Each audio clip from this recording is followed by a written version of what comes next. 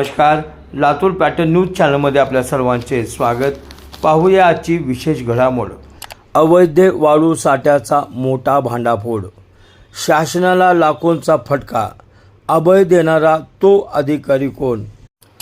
परवानगीशिवाय अवैधरित्या वाळूचा मोठा साठा करून त्याची खुलेआम विक्री केली जात असल्याची धक्कादायक बाब निलंगा तालुक्यातील गिरक चाळ येथे समोर आली आहे.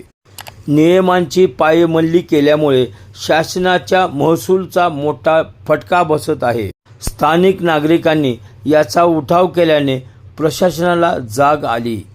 अवैध वाळू साठ्यामागील खरा सूत्रधार कोण?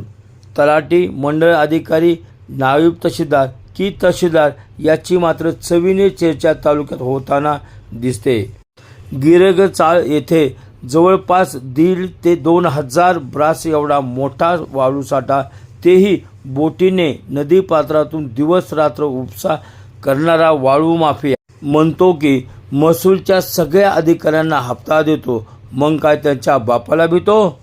संबंधित वाळू साठ्याबाबत आम्ही तलाठी, मंडळ अधिकारी यांच्याशी चर्चा केली असता त्यांनी हात वर केले, तर निवासी नायब तहसीलदार प्रवीण आळंदकर यांच्याशी बोललो असता त्यांनी उडवाउडवीचे उत्तर देत साहेबांना विचारा असे सांगितले. तहसीलदार प्रसाद कुलकर्णी यांनी यापूर्वी गेल्या वर्षात 3दा कार्यवाही केल्याचे सांगत अजून कार्यवाही करू म्हणत थातूर मातूर 10 ते 20 ते 60 ते 70 ब्रास वाळूवर कार्यवाही केल्याचे अहवाल दाखविले.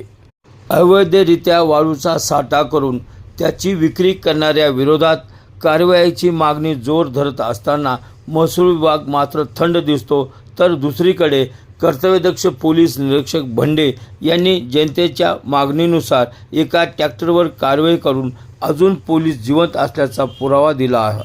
आता तरी महसूल विभाग या वाळू माफियावर कारवाई करणार की पुन्हा कागदावरच राहणार, यासाठी आम्ही जिल्हाधिकारी डॉक्टर भारत बास्टेवाड साहेब यांच्याशी संपर्क साधला असता ते काय म्हणाले पाहूयात. त्याबद्दल आपलं काय मत?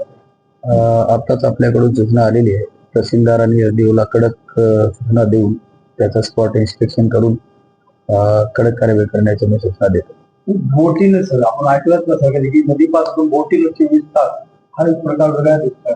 ठीक आहे, वस्तुस्थिती तपासून घेऊ आपण. तर विषय असा आहे की आपल्याकडे 2,000 स्टॉक आहे.